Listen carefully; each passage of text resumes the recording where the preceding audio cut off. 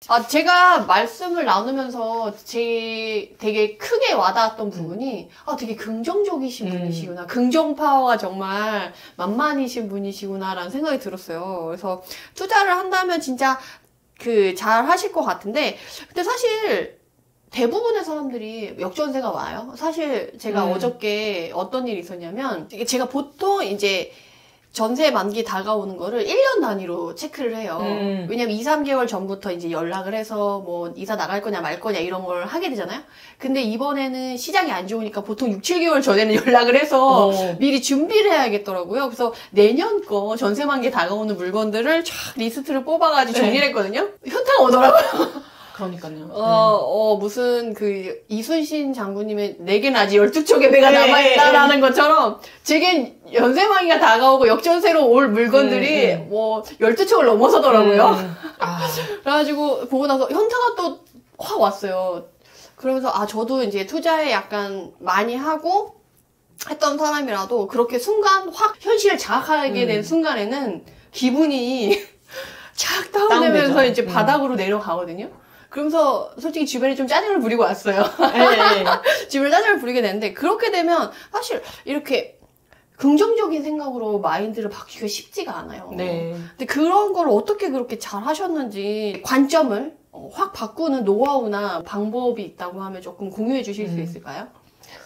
일단 강점이라는 학문 자체가 긍정심리학 기반이고요. 제가 인스타그램 아이디가 POV 디자이너거든요. 그래서 POV가 Point of View, 관점을 디자인하는 사람이다, 이렇게 써놨는데, 똑같은 상황이지만 내가 관점을 어떻게 갖느냐, 똑같은 상황이지만 내가 어떻게 의미 부여를 하느냐에 따라서 마음과 태도가 다 달라지고 다른 결과를 낼 수 있다, 이 정신이거든요.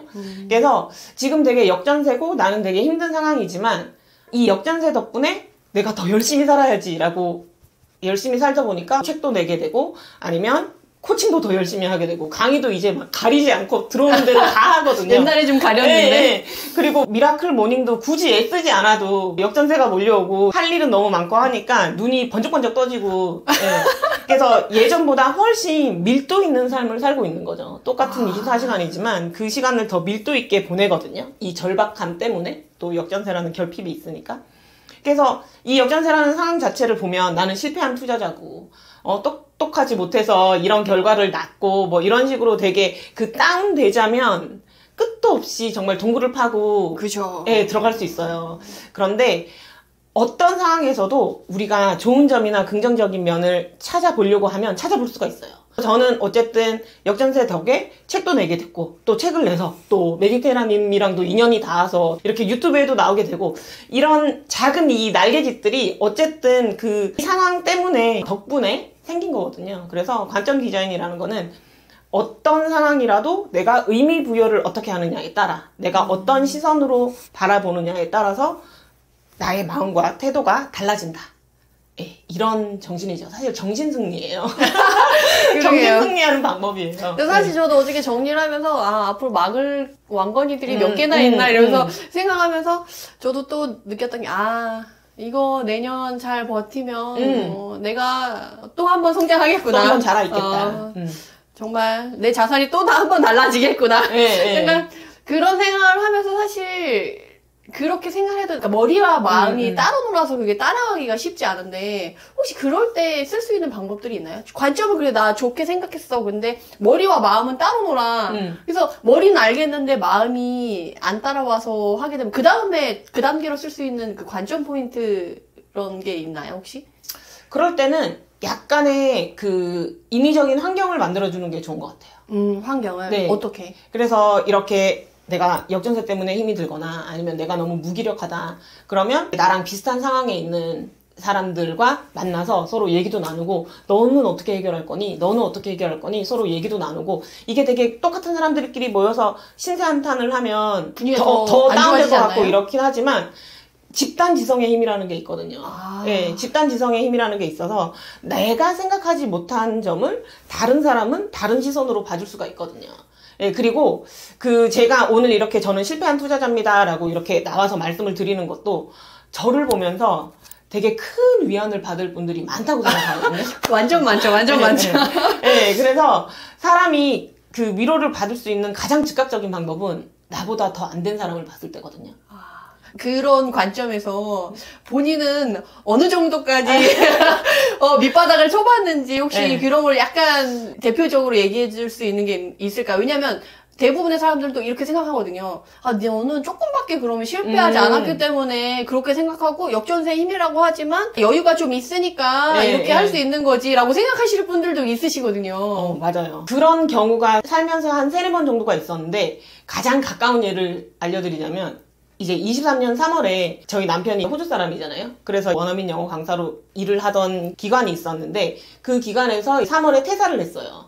그런데 그때는 영끌을 해서 마지막 물건을 산 데다가 이제 취득세도 모자라서 아직 카드를 내고 있는 상황이었는데 이제 남편이 나오게 됐는데 남편이 나오기로 한 것은 거의 1년 전부터 계획을 한 거였기 때문에 이제 나오지 마 이렇게도 할 수 없는 상황이었거든요. 그래서 남편이 나왔고 퇴직금을 뭐 요만큼 받아왔어요. 2년 일했으니까 요만큼 받아왔어요 정말. 그래서 요만큼을 가지고 이제 남편은 일이 없는 상황에서 취득세 할부를 내가면서 정말 내가 몇 달을 버틸 수 있을까? 내가 다음 달은 카드값을 낼 수 있을까? 다음 달은 우리가 생활비를 낼 수 있을까? 이 생각을 하면서 정말 살았던 기간이 있거든요. 3월쯤에. 그리고 제가 만나는 친구들마다 제가 고향이 포항인데 포항 가서 이제 중고등학교 친구들을 만나면 내가 돈 달라고 하면 100만 원만 빌려줘, 200만 원만 빌려줘 라고 하면 그때 군말 없이 보내줘야 돼. 이유 묻지 마. 이유 묻지 말고 내가 100만 원, 200만 원만 빌려달라고 하면 제가 진짜 지금 이번 달 생활비가 없구나 라고 생각하고 보내줘야 돼 라고 그렇게 쫙 말을 해놨거든요.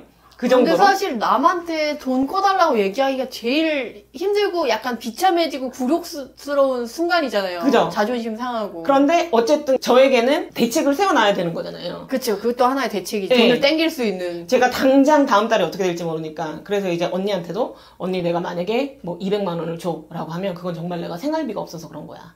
그러니까 군말하지 말고 줘. 그 정도에까지 몰릴 갔어요. 정도로 네, 지금 어쨌든 투자가 인생 전반에 암흑을 네, 드리웠다는 거죠. 영끌 오브 영끌이었는데 근데 지금 이제 6월 말이잖아요. 근데 돈을 한 번도 빌린 적이 없어요. 네. 카드값도 한 번도 밀리지 않았어요. 네. 너무 축하드려요. 네, 그래서 이 환란을 잘 이겨내고 저희 남편을 이제 프리랜서로 다시 잘 취직을 시키고 네, 그 책에서 보셨겠지만 저희 남편은 아스파거 증후군이라서 어떤 시작을 스스로 할 수 없어요. 뭐 면접을 본다거나 뭐 이런 부분들을 스스로 할 수 있는 힘은 없거든요. 그 타고난 사회성이 결여된 사람이기 때문에 그래서 그런 부분에 대한 세팅도 3월에 다 해줘야 되는 상황이었거든요. 3월에는 역전세에 대한 걱정과 남편의 구직과 당장의 그 바닥나고 있는 생활비와 여러 가지 정말 너무 강제 미라클 모닝을 하던 시기였는데 강제 미라클 모닝. 네, 근데 그때도 저는 괜찮아 라는 생각을 했어요. 그럼 솔직히 그때 상황이면 너무 그냥 가만히 있어도 너무 화가 나고 약간 어떻게 해야 되지라는 정신이 너무 혼미해질 수 있는 그런 시기인데 그때를 정말 그 솔직히 방법은 하나씩 격파해가면서 가는 방법이긴 한데 그거를 하기가 쉽지 않았을 텐데 저는 제가 늘 강조하는 힘은 그런 내가 되게 인생에서 다운된 정말 바닥을 찍고 있을 때 내가 그 바닥에서 다시 올라와 본 과거의 경험이 있으면 그러면 회복 탄력성이 생길 수 있어요. 책에 보면 제가 딱 170만 원을 가지고 호주를 간 얘기가 나오잖아요. 170만 원이 없어질 때까지 나는 일을 구하겠다. 그렇지 않으면 나는 그냥 고향에 가서 1년 동안 딱 숨어 있다가 다시 복학을 하겠다. 이 계획을 세운 적이 있었는데 그때도 어쨌든 정말 바닥까지 갔다가 다시 올라왔었잖아요. 그랬던 경험들이 이제 살면서 굵직굵직하게 한 4-5번 정도 있었던 거죠.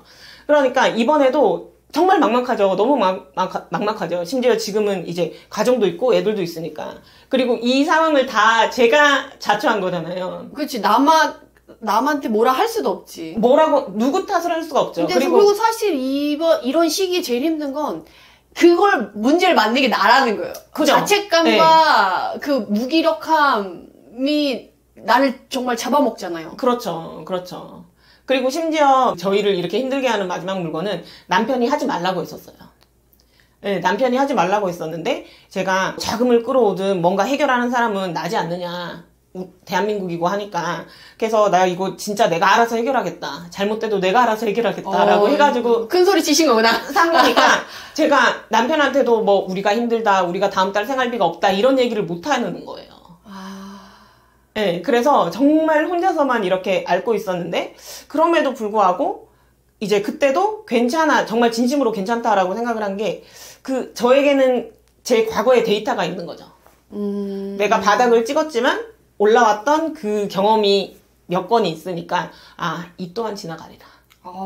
이것도 될 거다. 괜찮을 거다라는 생각이 있었고 지금은 괜찮아졌어요.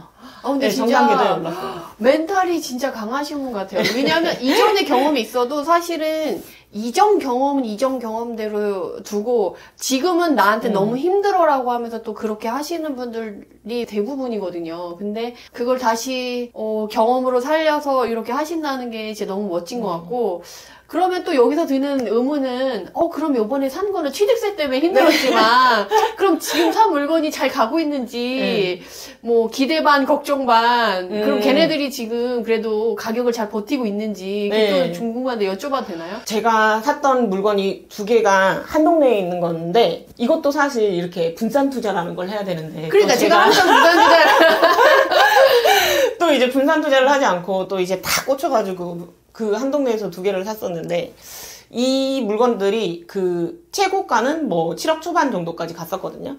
그런데 그게 올해 초에 실거래가가 많이 떨어졌을 때는 3억 떨어진 4억 초반. 이때까지 그러면 3억이 녹았네요? 6억이 녹았죠. 두 채였으니까. 두 채 6억? 네, 그리고 두 채가 가격이 되게 비슷했고. 그래서 6억이 이제 녹아내린 거죠. 그래서 제가 이제 저희 남편한테, 저는 항상 남편에게 모든 걸 브리핑 해주거든요. 그래서 지금 실거래가가 찍혔다. 나에게 호갱노노 알람이 왔다. 알람이 왔는데 호갱노노 알람을 꺼놨어야지. 이걸 또 못 끄겠는 거예요. 끄면은 외면하게 될까봐. 내가 알아야지 또 대책을 세우니까. 그치. 외면하면 안 되지. 네, 외면하고 회피하면 안 되니까.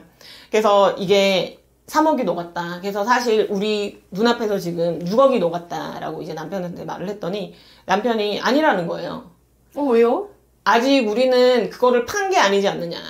팔아야지 그게 손절이 되고 손익이 확정이 되는 건데 우리는 아직 팔지 않았으니까 우리가 팔았을 때 손해가 나는 거지 아직까지는 팔지 않았기 때문에 자기한테는 6억이 녹지 않았다는 거예요. 아직 결과가 나오지 않았다는 결과가 나오지 않았다. 그리고 이제 부동산은 종래에는 장기적으로는 우상향이기 때문에 우리가 이 위기만 딱 잘 버텨서 나중에 팔면 그러면 되지 않느냐. 남편분이 너무 멋지신데요? 네, 그래서 되게 이제 제가 부분적인 요소에 이제 사로잡혀서 되게 이렇게 파르르 떨 때, 작은 요소에 파르르 떨 때마다 이제 저희 남편은 이렇게 거시적인 시각으로, 전체적인 시각으로 이제 사이클에 대해서 다시 언급을 해주면서 괜찮아. 버티고 나중에 팔면 돼. 장이 좋을 때 다시 팔면 돼. 라고 얘기를 해주죠. 남편분이 큰 위안이 되네요. 네네네. 근데 사실은 책에서도 봤지만 아스퍼거 남편은 공감이 어려워서 사실 일반적인 남편들도 공감 능력이 많이 떨어져서 남의 편이라고 해서 데리고 살기 힘든데 오히려 되게 강점이 되시는 것 같아요. 그런 면에서. 네. 아스퍼거 증후군 가진 사람들이 공감 능력이나 감정을 다루는 데 있어서는 정말 서툴지만 어쨌든 지능이 다 정상이기 때문에 이해는 할 수 있거든요. 그래서 저희 남편 같은 경우는 정말 그냥 객관적으로 이 상황을 보는 거죠. 내가 봤을 때는 우리가 아직 안 팔았으니까 손실이 확정된 건 아니야. 괜찮아. 그러면 어떻게 보면은 위로하기 위해서 한 말이 아니고 그냥 본인이 생각한 사실을 생각한 거네요. 그리고 자기가 인정하기 싫은 거죠. 6억을 잃었다는 거. 그러니까 자기 마음 편하다고 이제 반론을 펼친 것일 뿐인 거예요. 이제 내가 6억이 녹았어라고 하니까 아니거든. 아직 안 팔았거든? 상승장 사이클이 왔을 때까지 버티고 팔면 되는 거거든? 이라고 이제 말을 해주는 거죠. 근데 이제 저한테는 그게 너무 큰 위안이 되는 거죠. 남편이 그러게 왜 그거를 했어? 라고 나를 비난하는 게 아니라 이제 자기 나름대로 긍정적인 시선으로 이 상황을 딱 평가해 주니까 그래서 저는 되게 위로를 받았죠.